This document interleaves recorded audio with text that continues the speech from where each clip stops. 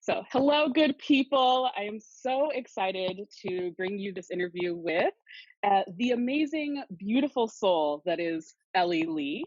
If you're wondering where you've seen her before, let me jog your memory. VH1, iHeartMedia, red carpets, YouTube, Instagram, theater, you name it, she has done it. And not only has she done it, she's also giving back and teaching people how to do it, just like her. Welcome, Ellie. Hi, Ella. Thank you so much for having me. I, I Thank you first so want to much.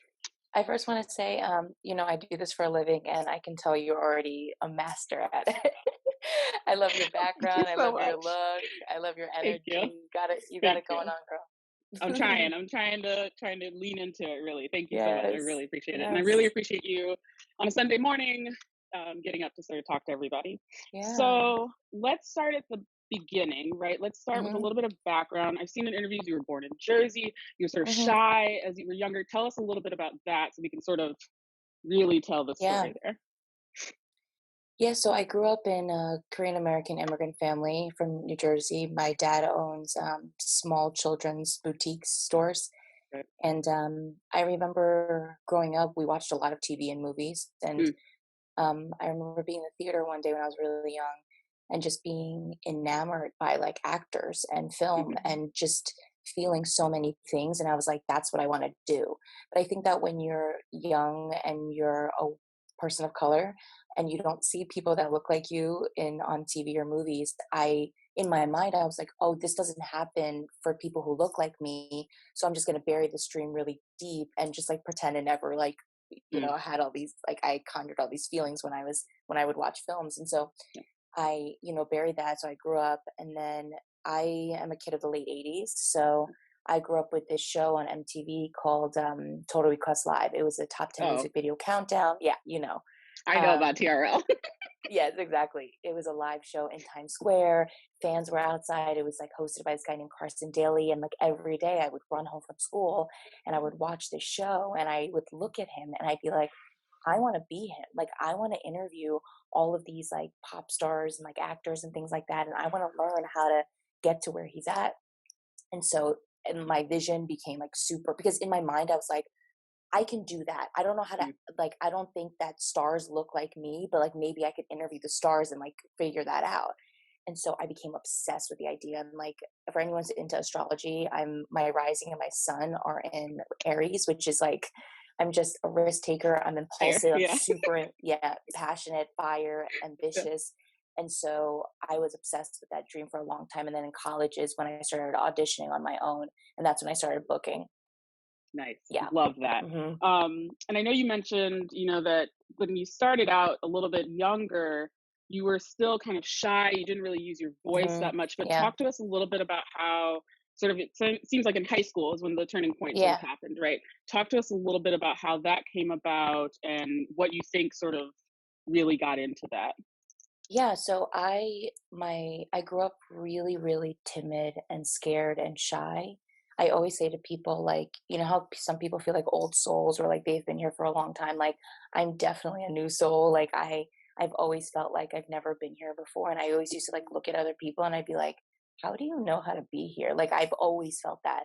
And Mm, so I grew up really timid, really shy, really scared all the time, really nervous. Like my friends would always make fun of me in church because every time they would curse or something, I'd be like, we need to pray. Like we need to not be saying the word shut up and stupid and things like that. And I realized that who I was when I was younger was never going to help me survive or thrive in the real world because I went to Catholic school, private school for a long time, and then I was thrust into public school. And in seventh grade, when I was in public school, I was like, these kids are different. I was like, they're not like who I grew up with. And I was like, and I was paired up with the most popular girl in my seventh grade class for math. And I remember I was so nervous and intimidated by her that I couldn't speak. And she raised her hand and I was like, can I get a new partner? Because my partner doesn't speak. And from that moment on, I realized if I don't stand my ground, if I don't discover who I am, I'm never I'm always going to be in this kind of situation. And so that really propelled me into like finding who I really was, and actually intrinsically and internally who I really was I was always this very like loud, outgoing. I am extroverted, but I can be very introverted as well. Yes. But I thrive around people. I love energy, especially when it's like energy that like gets me going. And so I decided from that day on, I was like, I'm never going to let this happen again. And that's kind of when like my life started to change. I call it Yeah. being an ambivert is what I call it. Yes, So like exactly. An you can ambivert. be extroverted in the right situations and introverted in the right Right. situations. Exactly. That is Exactly. so Exactly. great. And I love how you pointed out about the old soul, new soul. There's also I've read or heard a little bit about in like Korean culture, and I'm also a Korean Buddhist. I should mention Wonbugyo. So like I do one Buddhism. Yes. And so like the idea of like which lifetime are you in is like something Hmm. that comes up a little bit. But I love that you talked about how you're like a new soul and like this is like maybe your Definitely. first round at this and like you're just This is getting it my first together and round. then like yeah, and then like the next one's like you just have so many more to go. So I love Yeah. that you mentioned that.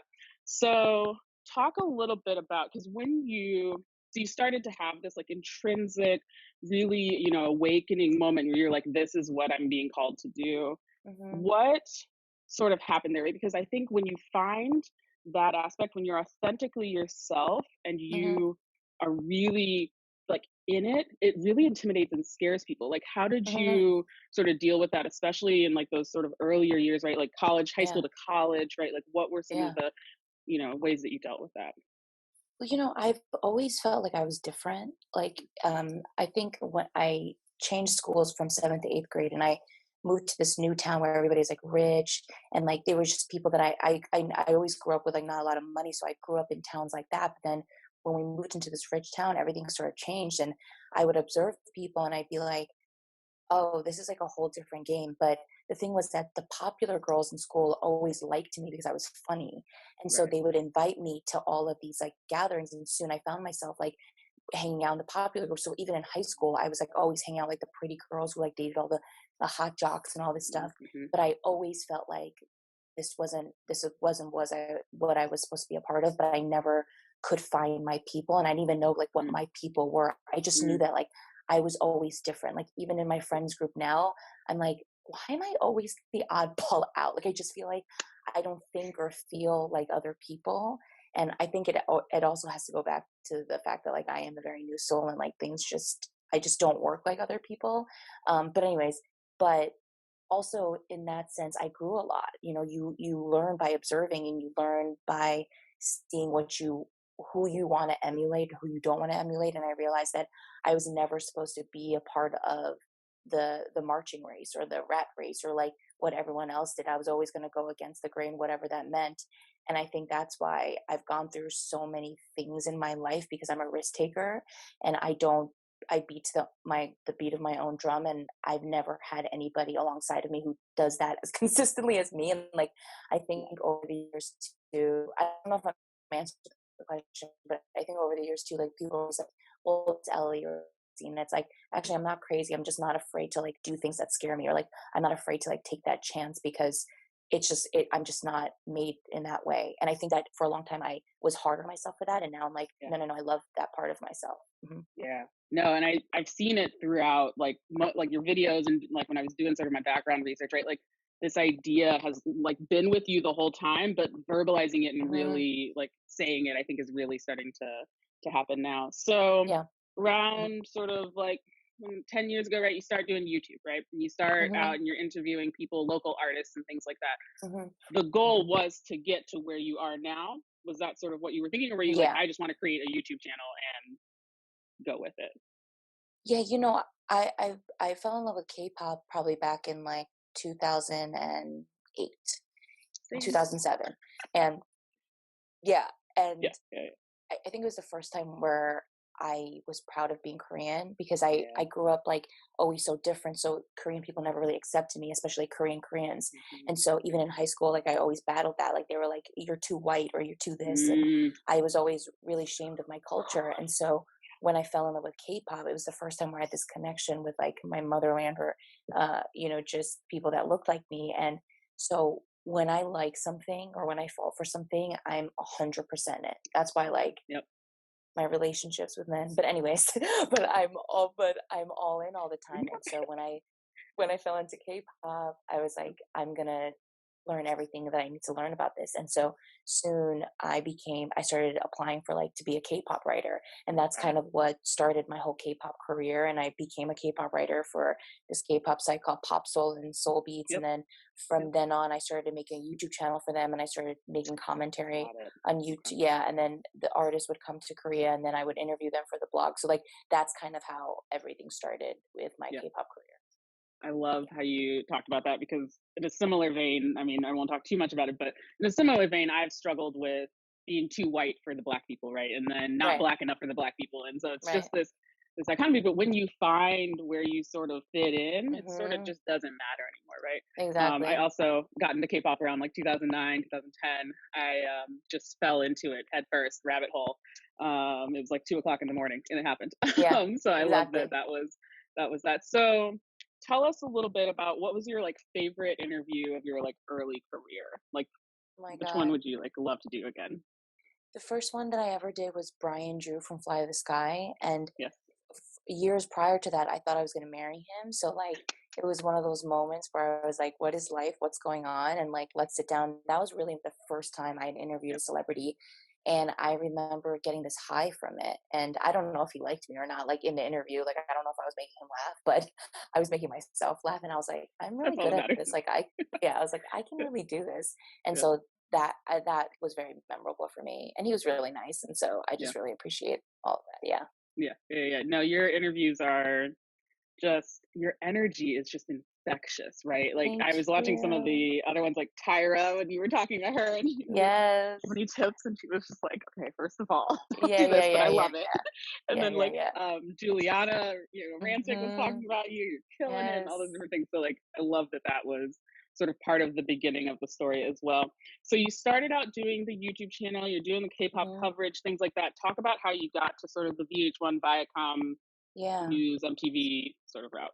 Yeah, well, long story short, I graduated college when the market crashed, and Right. so Okay.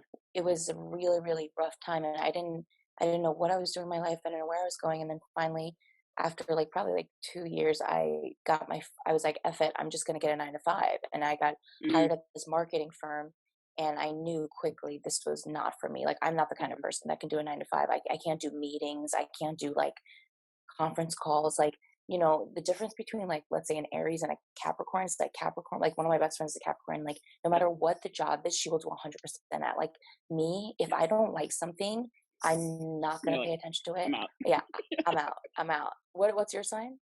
I'm a Pisces sun, Capricorn rising, Virgo moon. There you bitch, I I'm call a Virgo myself the moon. ocean floor. See, I call myself the ocean floor because I have so much earth, but then I have the water, like the big water, and I'm like, Wow. All right, we stand I, a Pisces and a yes, Capricorn rising. Damn yes, girl. Okay, and a you are Virgo my worker. moon. And a Yes, Virgo moon. Wow. yes, Okay, yeah. Yeah, so yeah, the Virgo moon really messes me up because like I'm a yeah, double fire. So it's like right. it's very anyways. Um what would I say? What was I it? don't know. I What call was it? my friend Jess. She's a Taurus sun, but then she has a lot of fire in her chart, so we call her a forest fire. So I just make up sort of things like that, right? So you can just be a forest fire, you can be like Oh, a forest a fire. mini one, right? Yeah, like you're Yeah, just that's like burning with yeah. passion and just really great. Yes. So Yeah. yeah, we were just talking about how you got to VH1 Viacom Oh sort yeah, of yeah. yeah. So I was working this 9 to 5 and I hated it. And around this time too, I had money for the first time, and I was like, Right. the acting thing over the years had always been pulling me, and I was like, I'm just gonna take acting classes. And I took an acting class, and of course, I fell deeply in love, and I was like, this is me. And so I started taking all these classes. I was working full time, and I booked this really small play in Times Square, and I was like, this is the dream. And they weren't paying Mm-hmm, me anything, but I was like, this is mm-hmm, the dream. hmm. So I went into my boss's office and I said, I'm quitting. I'm going to give you my 2 week notice. And he looked at me. He's like, are you insane? And I was like, I'm going to go pursue my dreams of like being an actress and being a host. Like, I was like, I'm just going to go figure it out. And his advice to me was, don't do this because most women have to sleep their way to the top in this industry. And I was so taken aback by that because I was like, that's not what I thought you were going to say. Right, right. And First of all, and I yeah, and I was like, I'm gonna leave still, so I'm out. And so I left that job and I was sitting in my apartment in New York City. I had $1,000 in my bank account. I was like, okay, what do people do when they chase their dreams? And I had never been the kind, I can't be like a waitress or a server because I just don't have patience. And like, it just like wasn't something I was going to thrive at. And I was like, oh my God, I love dogs. I'm going to be a dog walker. And so I literally became a private dog walker all over Manhattan. And that's what I would do during the days. I would walk all of these dogs. And then in between those times, I would go and I would do work and I would grind and I would Wow. hustle. And I mean, I literally would go to anything and everything by myself. I became like an usher for plays, so I can watch plays for free. I would Oh, go yep. to I would go to script readings by myself. I would audition to things by myself. Like I just did anything and everything I could. Like I dove deep in. And during that time, I auditioned for this upcoming manager, and she was like, "I think you're a star. I would love to work with you." And I was like, "Great." So during that time, she was submitting me for a lot of things, and then she goes, and I go, "Oh, by the way, I host. I have a reel." And she was like, "What do you mean you host?" And I was like, "Oh, like I'm a host, but I was focusing on acting." And she was like, Right. "Send me the reel." I was like, "Okay." So I sent her my stuff, and she was like, "Girl," she's like, "I'm gonna send you out for everything." And so I started Right. going out for all these network auditions, and then VH1 came along, and they were looking for a pop culture correspondent for VH1 News. And I read the description. I remember thinking, like, this is so me. And Mm. so I walked into the MTV studios where like TRL used to shoot, and it was like Yep. a very Yep. surreal moment. And I walked into the audition room, and there was this really pretty Latina girl that was sitting waiting for her turn. And then this blonde white girl gets out of the audition, and I recognized her, and she was like this huge MTV star at the time. Yeah. And I was like, I had this moment where I was like, why am I here? I was like, Yeah. first of all, I'm not as pretty as these girls, and like she's famous. And like, so I texted my brother, and I was like, Justin, I was like, I think I'm gonna leave. I was like, I don't know why I'm here. And he literally said to me, he calls me Nuna, which is like older sister in Yep. Korean. He goes, Yep. Nuna, he's like, there is a reason why you're there. He's like, you're just as good as all these other women. He's like, you better stay and kick ass. And I was like, oh, okay. Right. So then the girl goes in, and I wait my turn, and I go in, and it was by far, even today, I could say the most intense audition I've ever had. Yeah. It was like Yeah. 45 minutes of like, they threw everything at me, right? Because they just wanted to see, like, am I capable of being the host for VH1? And basically, long story short, 4 months, I auditioned, I did callbacks, I did meetings.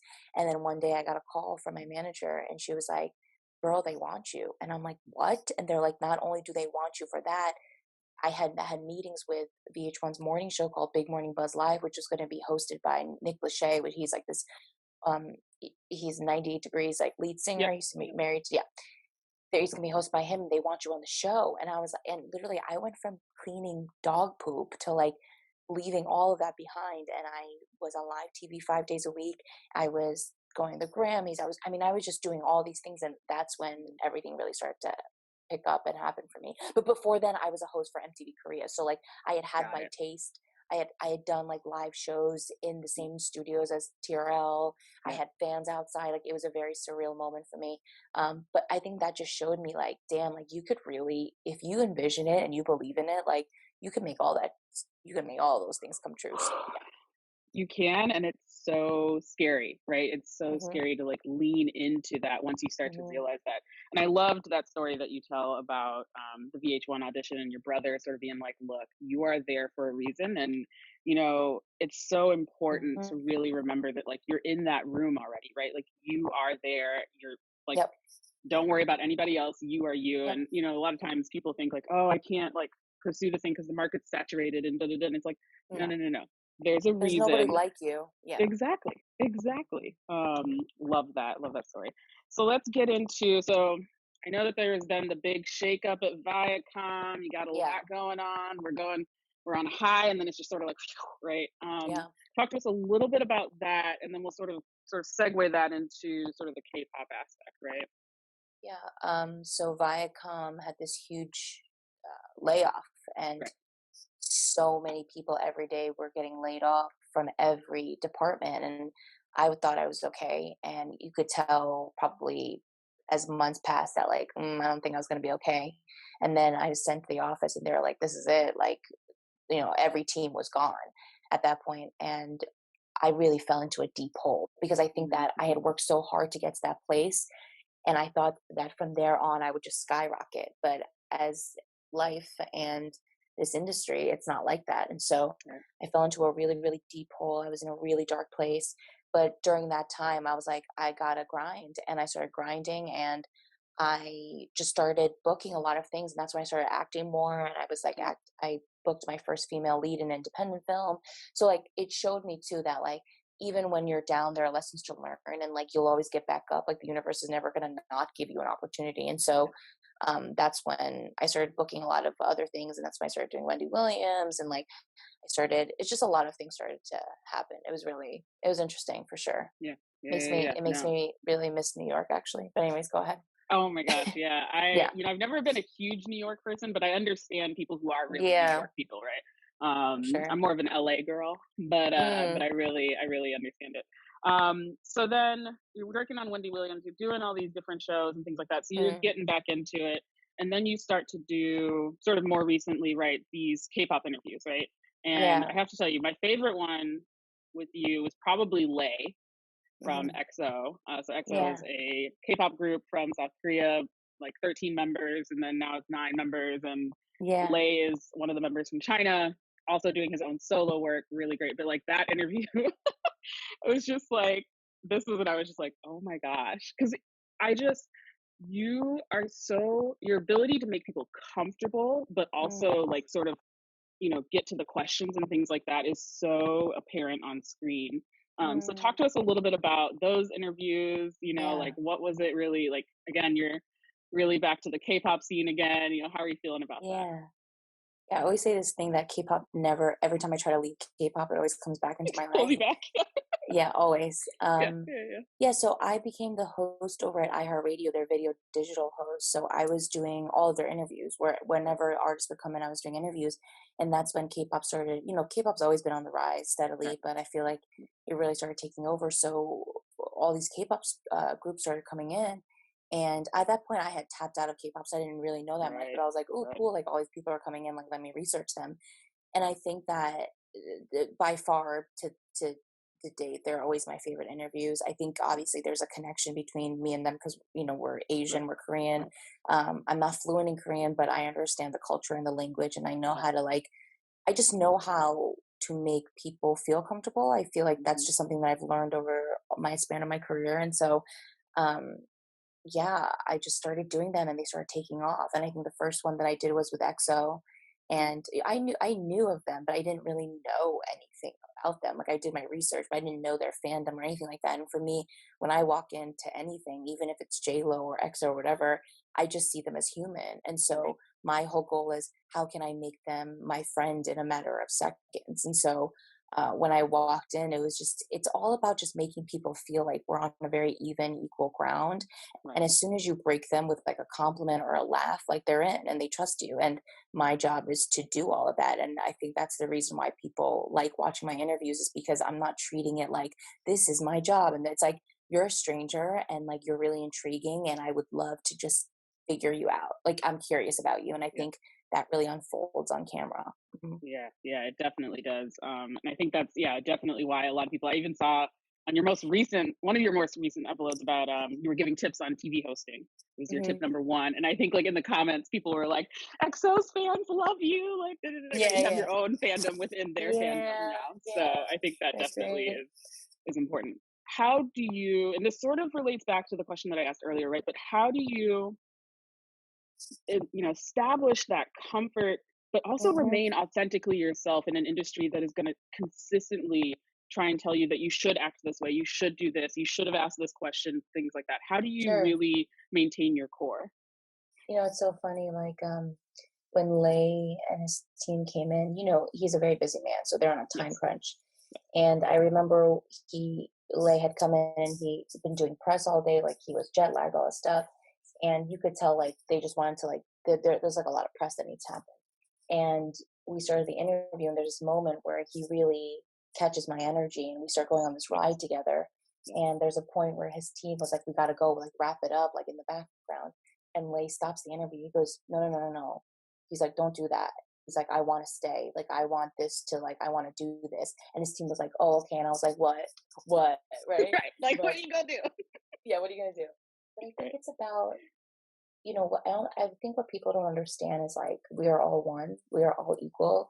It doesn't really matter how famous or rich someone is. Like if they act a certain way because they think that they're on a pedestal, that's fine for them. But I'm all about making people feel like loved and like comfortable, but I'm also about like, you're not higher than me. Nobody is higher or lower in this hierarchy right now. You may be more rich than me or like more famous than me, but like at the end of the day, like I'm not going to treat you like as if like, you know, you're Jesus Christ, right? Right, So I right. think as soon as I establish that, my whole thing is literally like, and Ella, I'm sure like as you know, you do this more and more, it becomes like boot camp. You know, you just understand how to disarm people, and I think I became a master at sensing energy as well. And Yeah, like my job as a host is, if somebody comes in and their energy is at 20%, my job is to recognize that and be like, let me make up for your 80, but then also be 100. Because as much as it's about the talent, it's also about me, because right, I'm here to make you shine, but also like I'm not going to lose my light while like right, I'm doing all right. this thing. And so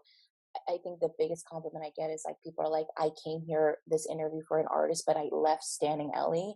And like for me, it's not about like stand me. It's about like, no, you recognize that I hold my ground even in this situation. And I think that's come over time. But it's also about like you look at these people and you're like, oh, you have eye boogers, or like you got dandruff in your hair, or like, you know, you're a little crusty. Like you just realize they're human. And as soon as you see that, you're like, you're just like me. Like it's fine. Yep, Let's have this conversation. And I think yep, that's the magic behind making something really feel yeah. authentic. Mhm. I love that you said that because it definitely was evident in your interview with Lay, but also in your interview with Jackson Wong. That was like Yes, another one where it was very clear that like he was feeding off of your energy, you were feeding off of his, but yes, it wasn't like he's Jackson Wong, the superstar. It was literally like this is Jackson Wong and like what he wants to do and who he is and things like that. So I love that you mentioned that. It also yeah, kind of relates to sort of what you're sort of doing now, right? So you talked about your awakening on your channel, your spiritual hmm, awakening, and how you're trying to hmm, help people sort of really get to that. Talk to us a little bit more about that sort of aspect, right? And how yeah, that, because I've seen it through your whole career, right? Like it's always been there, but now you're really mm. verbalizing it and you're really leaning into it. So talk to us a little bit about the energy. You're vibrating at a higher frequency. You're trying to bring everybody with you. What's going on? Tell us about that. Oh my God, first of all, I love you. I really like you, Ella. Oh, thank you. I like you too. I like Thank you. you so much. Thank you for just even noticing that. I think, especially for people that follow me, they can definitely see a change within Yeah, me. And yeah, this awakening has been the most profound experience of my life. I think culturally growing up, and I'm sure you know this too, like we're just not taught in society about self love, and especially me being Korean, like Korean culture is not anything about love yourself. It's about yeah. serve everybody else, and then I guess like you can serve yourself. Right. it's Right. like Yeah. it's like Maybe not if even. it's It's working. yeah, Yeah. exactly Yeah. right. Yeah. And so when I a year and a half ago, I packed up my life in New York with my long term relationship, and we moved to LA. And it was a scary move, but I always said that I would never do this move by myself.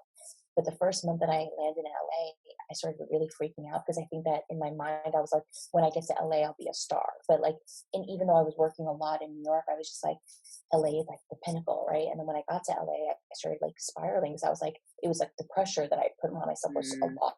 And the way that I am is like, I want everything now. And I was really in a desperate place. And I reached out to my friend, and she kind of guided me into like all of these videos of like the law of attraction, the law of manifestation. And I had yeah. never heard of any of these things Oh, before. okay. Yeah. Yeah. And it was a lot of dive into like my shadow work and like my inner child and like my self love. And I was like, okay, let's see what this is about. And when I started taking a deep dive into myself, I realized I was a mess, and I realized I had no self worth and no self Mm, love, and I was completely codependent on my relationship and mm, friendships, and I just didn't know how to navigate my own light. And when I started doing this deep dive into me, I decided to leave this this relationship that I had been in for 4 years, right. and I started this journey on my own. And this year and a half has been the hardest but Mm, most enlightening year of my life. And there's nothing, every experience, and no matter how hard it was, like, I've always struggled with mental illness. I've always had like severe depression and like anxiety.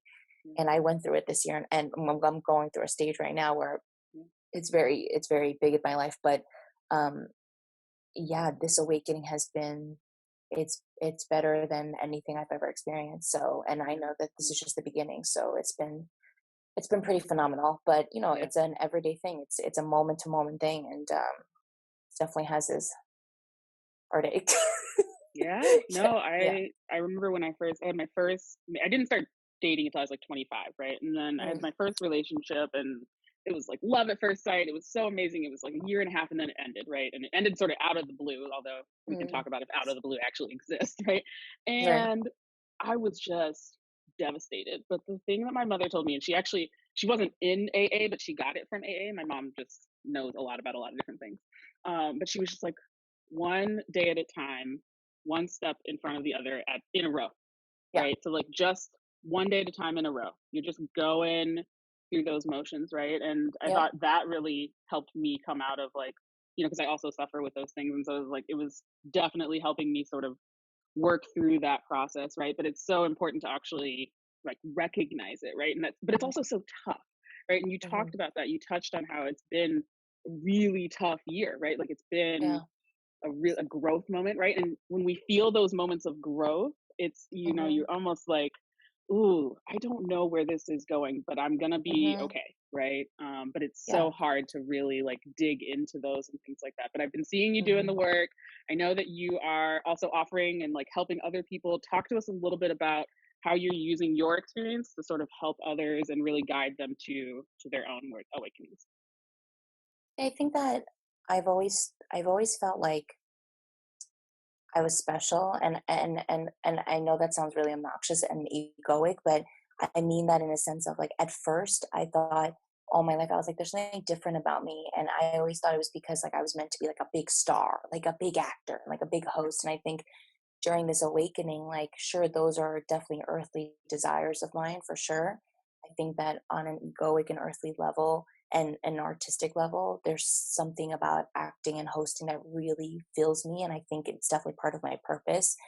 But this awakening has shown me that in actuality, like, my purpose is much greater than that, than just like entertaining people. I think my purpose is really about bringing people to their light and igniting Mhm. others. And I say that because all of these years, I realized that I thought that I was chasing a goal. But in Mm, actuality, I've just been in this very intense training process of, I think many people, everybody has gifts. And I think one of my gifts is my voice. And I think it's my passion. And I just when I'm fueled up or I'm feeling passionate about something, I inevitably that energy just transfers to another person, and they feel me on a very deep soul level, and I really truly see like that's just a part of my gift and my purpose. And I think I've pivoted now and being like, okay, earthly Ellie and like egoic Ellie definitely wants all of like wants to be in movies, wants to be in TV shows, wants to host game shows, like all that stuff for sure. But I think on a purposeful level, like I'm not here mm, to serve my ego. I'm here mm, to serve the collective and mm, humanity. And as I fall in love with myself more, as I learn that duality and just negativity and hate does not serve uh, our collective and our planet and the energies around us, that it's actually about love and compassion. And when I started these TV hosting classes, I first started TV hosting classes because when COVID hit and all, right, nobody was working, I right. wasn't getting unemployment. There was like a lot of things wrong with my unemployment. So I was like, I'm just going to do these group classes and see if anybody Mm, bites. And I realized actually it was the biggest blessing in disguise because I realized I love teaching, number one. I love connecting with others. And I infuse a lot of self love into my TV hosting classes because so much of this industry is about confidence. And it's right. about like walking into a room and being like, oh, y'all look like me, but you're not like me. Like I bring something so different to the table. And then while all this was happening, everybody's like, you should just do self love courses. So I started these self love courses. And as soon as I did my first one, there were women in my first class who were crying. And it wasn't because I was like making them cry. It was because I Mm, was saying things that were igniting and waking up who they truly were inside, beyond this physical realm, beyond this physical body, beyond this physical existence, like yeah. who you are on a deep soul level and what you're here to do. And I mean, I was just as nervous for that class as if I was about to go on live TV. And Right. I realized like when you're working your purpose life, it is the most gratifying, fulfilling feeling in the world because it's bigger than you. And I realized in that moment, this is bigger than me. I'm just a conduit, I'm a guide. And yes, I'm on my own path, but I'm also here as I ignite to help others ignite as well. And I just opened my Friday night class, and it was crazy. I was struggling a lot because a lot of people weren't signing up. And I was like, you know what? Let it all go. Like, whoever's divinely guided to me is going to be divinely guided. And I had 4 women sign up, and it was magical and it was beautiful. And at the end of the class, I had one girl, she raised her hand. She's like, my chest is on fire and my body's vibrating. And it's Yeah. like, and it's literally, it's like, because you're remembering who you are. It's because you're learning that self-love is the answer to everything. Self-love is the answer to manifesting the life of your dreams, period. End of story. If you have no self-love and no self-worth, like, good luck. It's Yeah. and even look at people who are narcissistic like Trump. Like, he really loves himself and he really believes in himself. That's why he can manifest all of these insane things. In a really And crazy way, yes. in a really crazy way, but people don't Yeah. understand that everything Yeah. is energy, everything is Yeah. vibration, Yeah. everything is frequency. And so it's been really eye-opening, but I'm definitely going through a lot, like a lot, as everybody else is. This definitely has not been the easiest year, but Yeah. also I wouldn't take anything back, because I've grown and I continue to grow just so much. Yeah, And think about it, you're just on the first life here. We're just on the exactly. new soul first Right. life version, right? Exactly. So your impact is gonna Yeah. be generational, right? Like Yeah. you're curing generational Totally. traumas and Absolutely. things like that, right? Like, woof, Absolutely. chills. Absolutely. Um, And so many of us are here to do that yeah, right yeah, now. yeah, yeah. But Mhm. until you realize it, right? Yes. You're Right. just sort of coasting and you're feeding into the ego, like you said, right? And you're not Right. really digging into it. I will definitely Yes. put links below for everybody to go check out. Book a session with Ellie. Make sure that you are either Yes. booking her for MTV or for self love or all those different things. Yeah. I will put all the links below. Also put some links to her other interviews as well as her YouTube channel, and definitely do that. Um, Talk to us a little bit about. I'm going to shift gears just a little bit about Yeah. your vegan. Yeah. Correct. Okay. So talk to us Yes. a little bit about that. I'm like 70% of the way, like, maybe I Yes. should try it. But Yeah. I'm kind of scared. I don't know. You know, I've always had a very weird relationship with food. I think Yeah. that um I grew up, I was never like a skinny Korean girl. I was Hmm. chubby, and in Korean culture, like, being chubby or having weight on you is never something that they love. And so all my life I was always told, like, you need to lose weight, or you're too big, or you're too this, or you're Hmm. too that. And I've always had this very weird relationship. Every time, like, I would eat food, I'd be like, I don't feel connected to this. Right. And I read this book in probably when I was working my 9 to 5, so like 2011-ish. It was called Eating Animals, and it was all about Mhm. factory farming in this country and the mistreatment of animals and what we do to them, to cows and pigs and chickens. And it was so eye-opening and so traumatic for me to read what was happening beyond. Like, you never think about how do they end up Mhm. in the grocery store and onto the plate. And what people don't understand is, like, factory farming is so horrendous and so disgusting, and what they do to the animals and how they torture them before they kill them. Like, we are eating all of that trauma. People don't Right. understand that. Like, Right. all of that fear in the animal, like, we are also consuming that. When I read that, I'm very passionate, so I went, no pun intended, cold turkey. And so after I read Yeah. that book, Yeah. I cut out all meat one night. And I was always the kind of person, I was like, I can't cut out chicken. Like, chicken's my life. Cut Mm. everything out. And then a year after that, I started cutting dairy out. And then I started cutting eggs out. And then the fish was the last one for me. And then I was like, go big or go home. And so I cut out all seafood, which was my favorite thing in the world. Right. And I plant based now for maybe close to 4. And it has been the most life changing Mm. experience, Mm. aside from this awakening of my life. I think that when you do something that's against the grain and it really feels authentic to you, because I think that there's certain people who become a vegan because it's trendy, or they become a vegan Right. because Right. of acceptance, and like that's deeper things I need to work into. But for me, it Right. was always about ethical reasons and like my love for Yeah. animals, and like, how could I was a dog rescuer for 15 years, so I was like, how can I do anything for a dog but then go home and like eat pork? Like, that just didn't sit right with me. And so I gave everything up, and I fell in love with food for the first time, because it was a challenge. It was like, well, how can I reverse 30 something years of me eating the same thing?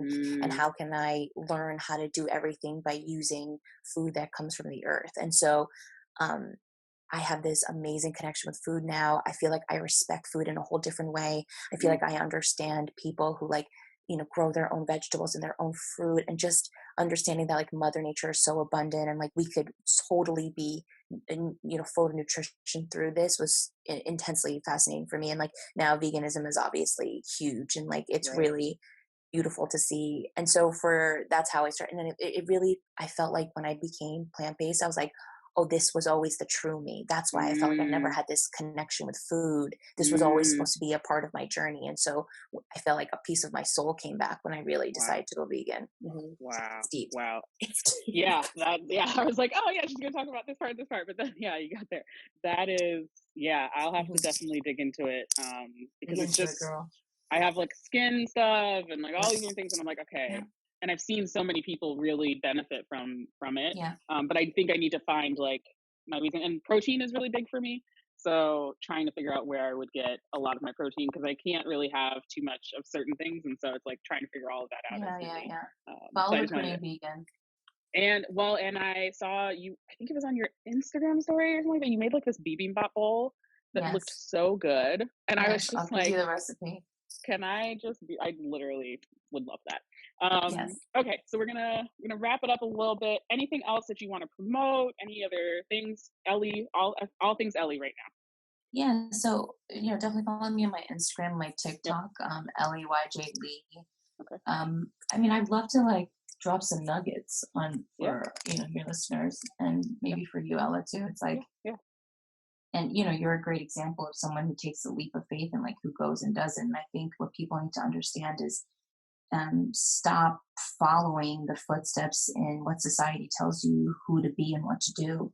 Mm, I think when you truly come into your own power and you look at society and go, I'm not following any of these rules, I'm not letting you control or program me anymore, you start deprogramming, you start rewiring. And what people need to understand is everything is within inside of you. Every answer you seek, just everything you want to be is already there.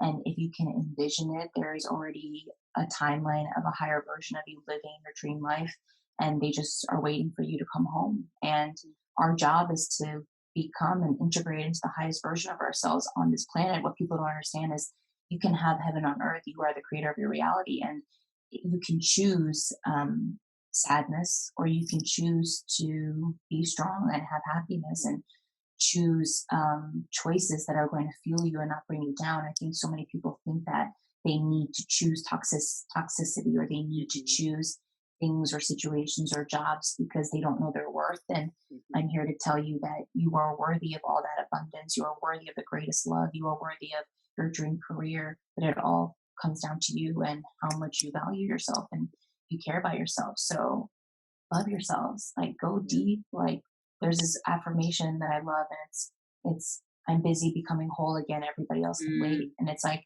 what people don't understand is like when you become whole, you inevitably are going to affect people on such a greater scale. But if you show up everywhere, giving every part of you to everyone, like how can you show up in your fullness and your wholeness? And so let it go, walk away from things, get deep within yourself, love yourself, and then show up in the world so much stronger and the best version of yourself, and then see what happens. Magic is everywhere, everywhere. gratitude, gratitude. I always end my interviews with like a random question, sort of not related. This one will be Yeah, kind of related to what we talked yeah. about, but it's usually like a this or that question. So tofu or tempeh, Tofu, all the way. all the way, all the way, all the way. I'm always just like, what are people gonna choose? And I think that I know, and then I'm like, no, okay, yeah, good to know. Good to know. I will Yeah, yeah. definitely get some tofu and get it going. Yes, So thank yes. you so much, Thank Ellie. Thank you, you for your boo. time. This was so amazing. I'm so glad that we Yay, were able to amazing. connect. And yeah, thank you so much. Love you, Ella. Love you.